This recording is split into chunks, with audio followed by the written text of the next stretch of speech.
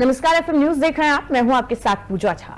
TB का tension, आज इसी पर बात करेंगे अपने इस विशेष कार्यक्रम में।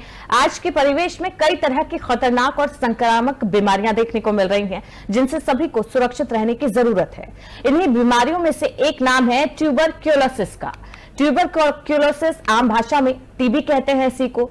माइकोबैक्टीरियम ट्यूबरक्लोसिस नाम के बैक्टीरिया से फैलने वाली ये संक्रामक बीमारी इतनी घातक है कि इसके कारण हर साल हजारों लोग अपनी जान गंवा बैठते हैं। विश्व स्वास्थ्य संगठन ने एक आंकड़े जारी किए हैं, जिसके मुताबिक साल 2022 में ट्यूबरक्लोसिस, जिसे सामान्य भाषा में टीबी कहते हैं, इसके दुनिया भर में 75 लाख यानी कि 7.5 मिलियन मामले दर्ज किए गए। वैश्विक स्तर पर तेजी से ये बीमारी फैल रही है। इस बीमारी के कारण दुनिया में दूसरे नंबर पर सबसे ज्यादा मौतें हो रही हैं। WHO के आंकड़ों के मुताबिक टीबी के सबसे ज्यादा मामले भारत में सामने आए हैं। विश्व स्वास्थ्य संगठन के अनुसार टीबी एक संक्रामक रोग है जो अक्सर फेफड़ों को प्रभावित करता है। एक बैक्टीरिया के कारण ये संक्रमित बीमारी फैलती है। खांसने, छींकने या फिर थकने और हवा के माध्यम से, माफ कीजिएगा, थूकने पर हवा के माध्यम से ये बीमारी फैलती है। अगर आम भाषा में समझे तो टीबी एक व्यक्ति से दूसरे व्यक्ति तक फैलने वाला रोग है जो मुख्य रूप से फेफड़ों को प्रभावित करता है, लेकिन फेफड़ों के साथ शरीर के अन्य हिस्सों को भी ये निशाना बना सकता है। एक प्रकार की गंभीर सार्वजनिक स्वास्थ्य समस्या है। WHO की रिपोर्ट के मुताबिक साल 2022 में भारत में 28.2 लाख टीबी के मामले सामने आए थे। हालांकि 2015 से 2022 के बीच टीबी के मामलों में कुछ गिरावट भी दर्ज की गई थी।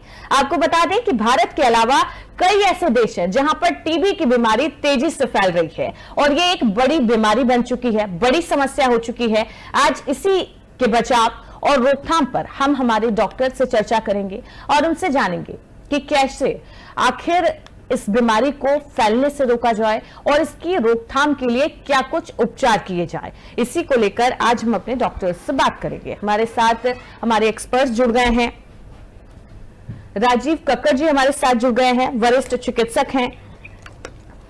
इसके अलावा हमारे साथ आयुर्वेदाचार्य भी जुड़े हुए हैं। अमित श्रीवास्तव हमारे साथ जुड़े हुए हैं, आयुर्वेदाचार्य हैं। सबसे पहले मैं डॉक्टर राजीव कक्कड़ आपके पास आना चाहूंगी। आज हम टीबी पर बात कर रहे हैं। टीबी अमूमन जो लोग जानते हैं कि टीबी एक जो बीमारी है ये खांसने या छींकने से, और जब हमारी खांसी बिगड़ जाती है तो हम वो टीबी का रूप ले लेती है। लेकिन टीबी कई तरह की होती है, तो सबसे पहले टीबी कितने प्रकार की होती है और जो आम टीबी है उसके बारे में हमारे दर्शकों को बताइए। ये ट्यूबरक्लोसिस एक बैक्टीरियल इन्फेक्शन है जिसको माइकोबैक्टीरिया ट्यूबरक्लोसिस के नाम से जाना जाता है और ये सबसे पुरानी बीमारी है। अगर विश्व में देखें, जो ममीज थी जो इजिप्ट में है उसमें भी इसके अवशेष पाए गए हैं और अपनी पुरानी किताबों में देखें तो कहीं ना कहीं ट्यूबरक्लोसिस का जिक्र वहां पर भी आता है। आयुर्वेद में हजारों साल पहले इसका जिक्र आया है। तो मोस्ट ओल्डेस्ट डिजीज है, इसको राज रोग भी कहते हैं। ये बैक्टीरियल इन्फेक्शन है, लेकिन इस बैक्टीरिया में एक विशेष प्रकार का होता है कि जो 20 साल तक आपके बॉडी में रह सकता है और तभी किल होता है जब ये स्वयं मल्टीप्लाई करता है।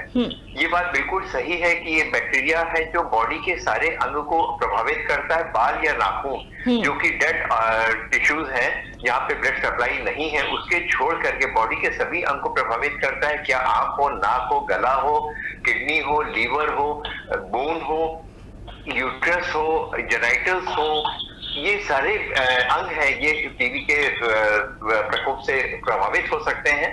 और ये सबसे कॉमन डिजीज है इंडिया में। इसके सबसे ज्यादा इन्फेक्शन है, या यूं कहें कि जो एशियन कंट्रीज में, जो इधर की तरफ है, इंडिया, पाकिस्तान, बांग्लादेश, इसमें मैक्सिमम केसेस होते हैं। ये बीमारी एक आदमी से दूसरे आदमी में, जैसे कि हम लोगों ने कोविड में देखा, खांसी के द्वारा एक आदमी से दूसरे आदमी में पहुंचती है।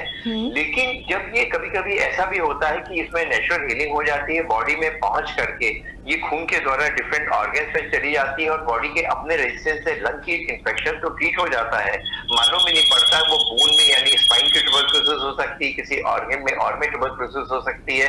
और कभी कभी ऐसा भी देखा गया है कि बहुत सारे केसेस ऐसे होते हैं जिसमें प्राइमरी इनफर्टिलिटी होती है, यानी कि इसमें जो बच्चे नहीं पैदा होते हैं उसमें सबसे कॉमन जो कॉज है, 70-80% कॉज होता है, वो एक हिडन ट्यूबरक्लोसिस या लेटेंट ट्यूबरक्लोसिस होती है, जो कि बॉडी में पहुंच के विदाउट एनी सिम्टम्स ट्यूब को ब्लॉक कर देती है और उसकी वजह से उसमें इश्यूज नहीं होते हैं। अक्सर गायनेकोलॉजिस्ट हम लोग को रेफर करते हैं तो मालूम पड़ता है कि उसमें ट्यूबरक्लोसिस है और ट्यूबरक्लोसिस के इलाज के बाद में वो चीजें खत्म हो जाती हैं। तो ये बीमारी प्रैक्टिकली सारे ऑर्गन से होती है और केवल ये बात सही है कि खांसी के द्वारा होती है, सबसे कॉमन डिजीज है और इसका इलाज और इन्फेक्शन को छोड़ करके ज्यादा लंबा चलता है, जो आजकल गवर्नमेंट की तरफ से हो रहा है।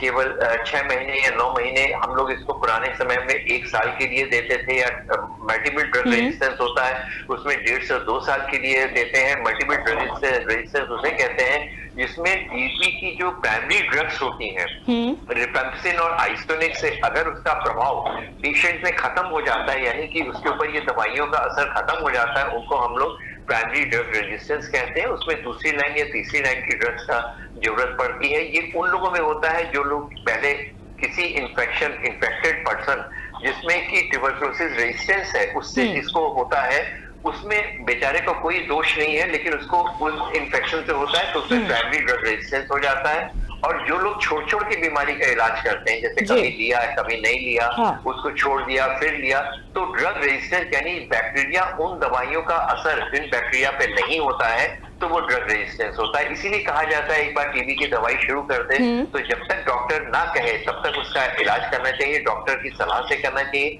कब शुरू करना है, कब बंद करना है, और इसकी डोज का कैलकुलेशन जो होता है वो उनकी वेट के हिसाब से कैलकुलेट करा जाता है। हर बीमारी, हर मरीज की डोज अलग होती है, हर मरीज में अलग तरह का इन्फेक्शन के लिए अलग दवा दी जाती है। ड्रग्स तो वही है लेकिन उसके कॉम्बिनेशन डिफरेंट होते हैं। तो हमेशा कोई भी बीमारी, जब आपको खांसी आ रही है 3 हफ्ते से ज्यादा है, खांसी के दौरान खून आ रहा है, कमर में दर्द या स्पाइन में दर्द हो रहा है और वो नहीं ठीक हो रहा है, और आपका वो डॉक्टर सीटी या एमआरआई से मालूम पड़ रहा है कि उसमें हम सस्पेक्ट कर रहे हैं, तो ट्यूबरक्लोसिस स्पेशलिस्ट के पास जा करके ड्रग को उसमें पता करना चाहिए कौन सी दवा कितने दिन चलनी चाहिए और कब कौन सी नहीं चलनी चाहिए जी। इसकी वैरायटीज के बारे में हम आपको आगे बताते हैं। बिल्कुल। डॉक्टर राजीव कक्कड़ जी, टीबी को खत्म करने के लिए कुछ सालों पहले की अगर हम बात करें तो कई अभियान चलाए गए थे, सरकार ने भी इसके लिए कई अभियान चलाए थे ताकि टीबी को खत्म किया जा सके। लेकिन टीबी पर कुछ समय के लिए रोक भी लगी थी, कम हो गए थे इसके आंकड़े। लेकिन जिस तरीके से आंकड़े बढ़ रहे हैं, 2022 में करीब 3 लाख से ज्यादा लोग टीबी से प्रभावित हुए हैं। ऐसे में जो आम टीबी है, लंग्स के टीबी की हम बात कर रहे हैं, उनके आम लक्षण क्या है, और एक होता है दिमाग वाला टीबी, हड्डियों का टीबी, इन सब के जो आम लक्षण है, कैसे पता करें कि अब हम टीबी की बीमारी से ग्रसित हो गए हैं, वो उपचार की जरूरत है या डॉक्टर के परामर्श की अब जरूरत है? इसके आम लक्षण जिनकी पहचान आसानी से हो सके।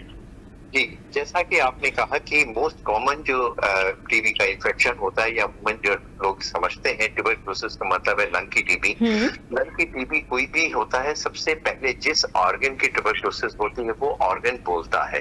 अगर फेफड़े में है तो सबसे पहले उसमें खांसी आएगी, बलगम आएगा, खून आ सकता है, बुखार आ सकता है, सीने में दर्द हो सकता है, और उसमें डिपेंड करता है लंग में किस तरह से हो रहा है। अगर लंग के अंदर होती है तो उसमें बलगम आता है, लेकिन लंग के बाहर जो प्लूरल डिफ्यूजन होता है, पानी आ जाता है, तो प्लूरिटिक पेन होता है, चेस्ट में पेन होता है। वो पेन गहरी सांस खींचने पे पड़ता है क्योंकि वो बहुत तेज होता है। उसके बाद जैसे जैसे पानी बढ़ता जाता है तो उसके बीच में वो वाटर आ जाता है, तो पेन तो खत्म हो जाता है लेकिन उसमें उसके सिम्टम्स आ जाते हैं। और उसके अलावा ज्यादा चलने पे सांस फूलना, पसीना आना, कमजोरी लगना, इवनिंग राइज टेम्परेचर यानी कि शाम के समय बुखार आ जाना। और ये बीमारी अक्सर ऐसा होता है कि 1-2 महीने 3 महीने से धीरे धीरे होती रहती है और लोग इसके ऊपर ध्यान नहीं देते हैं, खांसी या बुखार की इलाज करते रहते हैं, कुछ टेस्ट कराते हैं, अमूमन कुछ ऐसे टेस्ट कराते हैं जो एक्सपेंसिव होते हैं। डॉक्टर साहब, एक सवाल ये है कि जो कॉमन खांसी होती है जिसको लोग नजरअंदाज कर देते हैं, या कफ सिरप ले लिया, दवाई ले ली, ठीक हो गई, तो क्या नॉर्मल खांसी भी टीबी का रूप ले सकती है अगर उसको सही से उपचार ना मिले तो? नहीं, नॉर्मल खांसी टीबी का रूप नहीं लेती है, लेकिन अक्सर टीबी की जगह पे लोग ये समझते हैं ये नॉर्मल खांसी है। क्योंकि जो नॉर्मल खांसी है तो वायरस या बैक्टीरियल इन्फेक्शन से होती है, वो ऐसा नहीं होता है अनट्रीटेड जाए तो टीबी हो जाएगी। तभी होगी जब टीबी के बैक्टीरिया आपकी बॉडी के अंदर पहुंचेंगे। तो इसलिए वो तभी होगी जब आपके अंदर बॉडी के अंदर वो पहुंचेंगे बैक्टीरिया, तभी उसका स्वरूप आएगा। अगर जी। खांसी का खून आ रहा है कोई भी एंटीबायोटिक से 2 या 3 हफ्ते से ज्यादा अगर खांसी परसिस्ट कर रही है, तो सबसे पहली चीज है, साधारण सी चीज है, एक एक्सरे करा लें। सस्ती जांच होती है, गवर्नमेंट हॉस्पिटल में फ्री होता है, और एक बलगम की जांच करा दें। आजकल गवर्नमेंट ने बहुत फैसिलिटी दी है, सीबी नेट वगैरह की जांच जो टोटली फ्री ऑफ कॉस्ट होती है। अगर उसको करवा लेते हैं तो हमें मालूम पड़ सकता है टीबी है कि नहीं है, जी। अगर वो रजिस्टर्ड ट्यूबरक्लोसिस है कि नॉन रजिस्टर्ड ट्यूबरक्लोसिस है। उसके अलावा दूसरी चीज जो आपने पूछी है कि अगर दिमागी टीबी जिसे कहते हैं कि दिमागी टीबी है तो उसके क्या लक्षण होते हैं। हाँ। सबसे पहली चीज है, अगर टीबी है बुखार आएगा, जी। सर में दर्द होगा, उल्टी आएगी, सर में दर्द बहुत ज्यादा होता है। यूजुअली वो एनाल्जेसिक या किसी दर्द की बीमारी के दवाइयों से आराम नहीं मिलता है। कभी कभी टीबी का प्रभाव ऐसा भी होता है कि मिर्गी के झटके डिसऑर्डर हो जाता है, उसके लक्षण होते हैं। या पेशेंट को अगर अनट्रीटेड रहता है तो कोमा में जा सकता है। कभी कभी उसका ब्लॉकेज हो जाता है तो उसमें दिमाग में फ्लूइड कलेक्ट हो जाता है, उसका प्रेशर इफेक्ट होता है, पैरालिसिस या और भी बीमारी हो सकती है। कोई टीबी अगर स्पाइन की होती है तो सीवियर स्पाइन में पेन होता है, मूवमेंट में प्रॉब्लम होती है, और कभी कभी स्पाइन में जब ये होता है तो दो वो वर्टिब्रल कॉलम जिसको हम लोग गुड़िया कहते हैं उनके बीच में कोलैप्स हो जाती है, एंड स्पाइन के अंदर से जो नर्व्स निकलती है उनके ऊपर प्रेशर पड़ता है तो पैरालिसिस तरह या पैरों में झंझनाहट, पैरों में कमजोरी हो सकती है। कभी कभी पेशाब का कंट्रोल या स्टूल का कंट्रोल खत्म हो जाता है और उसको पेशेंट को मालूम ही नहीं पड़ता, पेशाब हो जाती है या स्टूल पास हो जाता है, और दोनों पैर बेकार हो सकते हैं। या अगर ऊपर की तरफ स्पाइन सर्वाइकल रीजन में हो तो अपर बॉडी या जहाँ पे स्पाइन का प्रकोप है उसका इफेक्ट आता है। इसी तरह अगर पेट की टीबी होती है तो पेट में पानी बढ़ जाना, लूज मोशन या कॉन्स्टिपेशन यानी कि जल्दी जल्दी स्टूल पास होना या उसको कब्जियत हो जाना, पेट का फूल जाना, पेट में पानी आ जाना, गैस का हो जाना, पेट में दर्द होना, इसके सिम्टम्स हो जाते हैं। और ये अगर परसिस्ट करता है, अक्सर पेशेंट कंप्लेन करता है कि महीनों से उसके लूज मोशंस हो रहे हैं, उसको कॉन्स्टिपेशन हो रहा है, पेट में दर्द हो रहा है, वजन कम हो रहा है। वजन ज्यादातर लोगों में कम होता है तो उसके सिम्टम्स होते हैं। अगर वही टीबी अगर आपके आंख की है, लोगों को नहीं मालूम होगा कि आंख की टीबी भी हो सकती है, आंखों की विजन कम हो रहा है या रेड आई हो रही है और यूजुअली उसका कोई कॉज नहीं मिल रहा है, ज्यादातर इसको डायग्नोस करना बहुत मुश्किल होता है। उसके लिए स्पेशलिस्ट को डायग्नोस करता है तो उस परिस्थिति में उसमें टीबी की दवाई चलती है।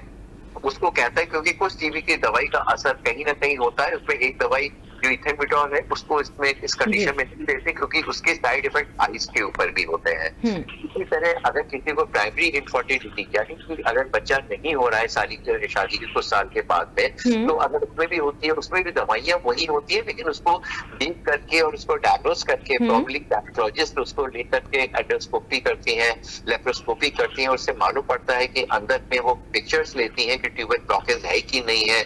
उसमें एक डाई इंजेक्ट करके ट्यूब को देखते हैं कि कहाँ पे कितना ब्लॉक है और उसमें क्या जेनेटिक ट्यूबरक्लोसिस है कि नहीं। कभी कभी बायोप्सी लेने पर उसकी डायग्नोसिस बड़े आराम से हो सकती है और उसका ट्रीटमेंट लेने पर उसको भी रिवर्ट करा जा सकता है। जी। इसी तरह जो एब्डोमिनल ट्यूबरक्लोसिस की डायग्नोसिस थोड़ी डिफिकल्ट होती है क्योंकि अगर फ्लूइड है तो फ्लूइड की डायग्नोसिस हो सकती है, अगर लिम्फ नोड है तो जो रेडियोलॉजिस्ट आजकल इन्वेजिव रेडियोलॉजिस्ट होते हैं, किसी सर्जरी की जरूरत नहीं, हल्की से निडल से ट्यूबरक्लोसिस की बायोप्सी से मालूम हो सकता है मालूम की ट्यूबरक्लोसिस है कि नहीं। इसी तरह जो ग्लैंड की ट्यूबरक्लोसिस होती है, नेक के ऊपर ट्यूबरक्लोसिस होती है, ग्लैंड्स होती हैं, बड़ी हो जाती है, उनकी एक FNAC fine needle aspiration biopsy एक छोटी सी निडल से मालूम पड़ जाता है कि उसमें टीबी है कि नहीं है। अगर कभी कभी वो रप्चर कर जाती है उससे पस डिस्चार्ज होने लग जाता है। उसी तरह की ट्यूबरक्लोसिस होती है, उसमें एक अजीब सा कलर आ जाता है, एब्सेस फॉर्मेशन होता है, उसमें डिफरेंट उसका प्रेजेंटेशन होता है। केवल देख करके आप स्पॉट डायग्नोसिस कहते हैं, हम लोग 30 ईयर के स्टूडेंट्स को बताते हैं कि उसमें जो मार्जिन है ब्लूइश होते हैं और कलर देख कर मालूम पड़ जाता है उसमें है कि नहीं है। पस की उसमें एक छोटा सा टेस्ट, बहुत सस्ते टेस्ट होते हैं जो गवर्नमेंट की तरफ से फ्री ऑफ कॉस्ट होते हैं। पस में ट्यूबरक्लोसिस बेसिलाई है कि नहीं है, छोटी सी बायोप्सी करके मालूम पड़ जाता है कि ट्यूबरक्लोसिस है कि नहीं है। इसी तरह बॉडी के सारे ऑर्गन में, पैनक्रियाज में, लीवर में, स्प्लीन में, वहां पे भी ट्यूबरक्लोसिस हो सकती है। तो बॉडी का कोई भी अंग ऐसा नहीं है जहाँ ट्यूबरकुलोसिस नहीं होती है, सब जगह होती है। लेकिन ये जरूरी नहीं है कि कोई, अक्सर हमें देखा है कि लोग बात मानते हैं कि टीबी है, उसे दूर रहो, कहीं उसमें इन्फेक्शन न हो जाए। बिल्कुल, मैं इसी पर आने वाली थी आपसे कि टीबी जैसे संक्रामक रोग है, अगर किसी को परिवार में है तो क्या बाकी सदस्यों को भी डरने की जरूरत है, या फिर सतर्क रहने की जरूरत है, या उस सदस्य से दूर रहने की जरूरत है जब तक उसका उपचार चल रहा है? आप मान के चलिए कि टीबी 80 से 90% पेशेंट दूसरे को इन्फेक्ट नहीं कर सकते हैं। केवल एक तरह की अगर ट्यूबरकुलोसिस फेफड़े की टीबी है, प्लूरल डिफ्यूजन है यानी लंग के बाहर है, तो वो कतई इन्फेक्ट नहीं कर सकता है, क्योंकि उसके अंदर 7 से 11% केसेस नहीं लंग की टीबी हो और वो ट्यूबरकुलोसिस के जो कण है खांसने में मतलब पॉजिटिव हो, तभी वो एक आदमी को दूसरे आदमी पे इन्फेक्ट कर सकता है। अगर टीबी के है, लंग की भी टीबी है और इसमें स्पूटम नेगेटिव है, तो वो उसको इन्फेक्ट नहीं कर सकता। और अगर उसकी दवाई शुरू हो गई, 3 से 4 हफ्ते या 6 हफ्ते हो चुके हैं और ट्यूबरकुलर पेट्राइटिस में नहीं आ रहे हैं और पहले आ रहे थे, तभी वो इन्फेक्ट नहीं कर सकता। इसके अलावा बॉडी में किसी भी पार्ट में अगर ट्यूबरकुलोसिस है, तो ये मान के चलिए कि किसी भी हालत में दूसरे को इन्फेक्ट नहीं कर सकता है। तो इसलिए केवल डरने की जरूरत नहीं है। और अक्सर लोग कहते हैं कि प्रेगनेंसी के बाद में अगर मदर है और छोटे बच्चे को फीड करा रही है, तो अक्सर वो लोग घर के वाले कहते हैं कि इनको फीड मत कराओ, कहीं उसको बच्चे को टीबी नहीं हो जाए। तो ये बिल्कुल गलत है, फीडिंग करानी चाहिए। अगर फीडिंग कराने से इन्फेक्ट बच्चे में एंटीबॉडीज डेवलप होती है। केवल इस बात का ध्यान करें कि जिस समय वो फीडिंग करा रहे हैं तो मदर अपने मुंह को कवर कर ले, उस बच्चे के मुंह पे खांसे नहीं। और अगर उसकी ट्यूबरकुलोसिस लंग की नहीं है, स्पूटम नेगेटिव है, तो कोई जरूरत नहीं है बच्चे को मदर के से अलग रखना या मदर के साथ नहीं उसको रखना चाहिए। क्योंकि बहुत सही जानकारी आपने दी है। ये भी ज्ञान होना जरूरी है कि कब टीबी खतरनाक हो सकती है और कितना इससे परहेज या फिर किस तरीके से इसका उपचार हो। डॉक्टर राजीव जी, इसके पीछे की वजह मैं आपसे जानना चाहूंगी। जब टीबी को लेकर अभियान चलाए गए थे, तब ये बहुत कम हो गया था, इसके आंकड़े बहुत ज्यादा गिर गए थे। लेकिन अभी पिछले कुछ सालों में इसके आंकड़े एकदम तेजी से बढ़े हैं कि टीबी के रोग जो मरीज हैं, वो उनके आंकड़ों में अचानक से वृद्धि हुई। इसके पीछे का कारण आपकी वजह से आपको क्या लगता है, क्या है? बढ़ता जो लाइफस्टाइल है बदलती, ये या फिर जो आजकल का माहौल हो गया है? बिल्कुल सही बात है। इधर कुछ समय पे टीबी के केसेस बढ़ गए हैं। उसका सबसे मुख्य कारण होता है कि टीबी उन्हीं लोगों को होती है या फिर कोई भी इन्फेक्शन उन्हीं को होता है जिनकी बॉडी रेजिस्टेंस कम होता है। बॉडी रेजिस्टेंस यानी आपकी प्रतिरोधक क्षमता कम है, इसकी वजह से कोई भी इन्फेक्शन आपकी बॉडी में हो सकता है। क्योंकि अगर आप वैसे देखें तो हर तीसरा या चौथा आदमी या तो टीबी से ग्रसित है या इन्फेक्शन कैरियर है, जिसको मालूम ही नहीं पड़ता है। तो वो आपको इन्फेक्ट तभी कर सकता है जब आपका बॉडी का रेजिस्टेंस कम है। किन लोगों को बॉडी का रेजिस्टेंस कम होगा? पेशेंट को डायबिटीज है। इधर अगर आप देखिए तो incidence of diabetes India world का सबसे बड़ा वो हो गया जहां पे डायबिटीज के पेशेंट हैं। अगर आपको ब्लड शुगर है, अनकंट्रोल है, जहां शक्कर ज्यादा होगी वहां कीड़े ज्यादा आएंगे, चीज है। आपको डायबिटीज है, लाइफ स्टाइल इस समय हम लोग इस समय सेडेंटरी लाइफ स्टाइल है, रात भर जग रहे हैं, टीवी शो देख रहे हैं, जंक फूड खा रहे हैं, आपकी बॉडी की प्रतिरोधक क्षमता कम है। अभी पिछली बार ही बात करा कि डांडिया में लोगों को डांस करते हुए डेथ हो गई, आपकी बॉडी का रेजिस्टेंस कम है, तो आपको इन्फेक्शन होने के ज्यादा चांसेस हो जाते हैं जिनकी लाइफ स्टाइल कम होती है। उसके अलावा आप ऐसे एनवायरमेंट में रहते हैं, क्लोज एनवायरमेंट में रहते हैं। पहले आपके घर वेल वेंटिलेटेड होते थे, आपके यहाँ आंगन होता था। अब हम फ्लैट पे रहते हैं, सारे कमरे बंद होते हैं और वहां पे एसी चल रहा होता है, जो कि बॉडी में वहीं पे इन्फेक्शन सर्कुलेट होता रहता है। ऑफिस में वर्क होता है, आप सवेरे 8 बजे आ जाती हैं, 8, 9, 10 ज्यादा बजे तक आप ऑफिस में रहते हैं, मूवमेंट नहीं होता है एक जगह से दूसरी जगह। जो आपके वेंटिलेटेड है, वेंटिलेशन नाम तो भूल जाइए, कोई भी ऑफिस खुला नहीं होता है, कोई भी वहां विंडोज नहीं होती हैं, कर्टन्स पड़े हुए हैं, फर्नीचर पड़ा हुआ है, वो सालों से वही पड़ा हुआ है, क्लीनिंग फ्लोर में होती है, ऊपर होती नहीं है, इन्फेक्शन बार बार सर्कुलेट होता है। जो आपका डक्ट सिस्टम है वो किस तरह, कब उसका एसी वॉश हुआ है, कब उसका डक्ट को क्लीन करा गया है, वहां पर एक ही कमरे में अगर वहां पे वेंटिलेशन हो रहा है, वो कितने कमरों में वो एयर सर्कुलेट हो रही है, कितने विजिटर आपके आ करके आपको इन्फेक्ट कर रहे हैं और आपके जो क्लोज कंपार्टमेंट है वहां पे कितना इन्फेक्शन छोड़ के जा रहे हैं, ये सारी चीजें हैं जो कि हमारे लाइफ स्टाइल, हमारे जो कंस्ट्रक्शन है उसके ऊपर वेंटिलेशन ना होने की वजह से, lack of sleep, lack of जो हम लोग जंक फूड खाना, लैक ऑफ एक्सरसाइज, ये सारे फैक्टर्स हैं जो उसमें होते हैं। कुल मिलाकर बदलती लाइफस्टाइल भी इसके पीछे एक कारक है, जिम्मेदार है कि टीबी के जो आंकड़े हैं वो इतना बढ़ गए हैं और अब हमें सतर्क होने की जरूरत है, जागरूक रहने की जरूरत है ताकि हम इस बढ़ती समस्या को रोक सके। डॉक्टर राजीव कक्कड़ जी, डॉक्टर अमित श्रीवास्तव जी, आप दोनों का बहुत बहुत शुक्रिया, आप हमारे साथ चर्चा में जुड़े और इतनी महत्वपूर्ण जानकारी हमारे साथ साझा की। तो टीबी एक गंभीर समस्या बनती जा रही है, इसको लेकर उपचार बहुत जरूरी है, जागरूकता जरूरी है। लोगों को पता होना चाहिए कि कब उन्हें टीबी की बीमारी हो सकती है या कब उनकी जो नॉर्मल सी खांसी है वो टीबी की समस्या हो सकती है। इसलिए इसके लिए सतर्क और जागरूकता जरूरी है क्योंकि ये एक गंभीर समस्या है। इसीलिए जो WHO के आंकड़े सामने आए हैं जिसमें 2022 में भारत में 28.2 लाख टीबी के मामले सामने आए थे। 2015 और 22 के बीच में इनमें कुछ गिरावट भी दर्ज हुई थी, लेकिन एकदम से कई देशों में टीबी के जो मरीज है वो तेजी से फैल चुके हैं। इसको लेकर जागरूकता जरूरी है और ज्ञान जरूरी है कि कब आप टीबी से ग्रसित हैं, कब आपको उपचार की जरूरत है। टीबी से आपको डरने की जरूरत नहीं है। अगर आपको टीबी है तो इसके लिए उपचार हो सकता है, वो भी बहुत आसानी से अस्पतालों में। बुलेटिन में फिलहाल इतना ही। लगातार खबरों के लिए बने रहिए FM न्यूज के साथ।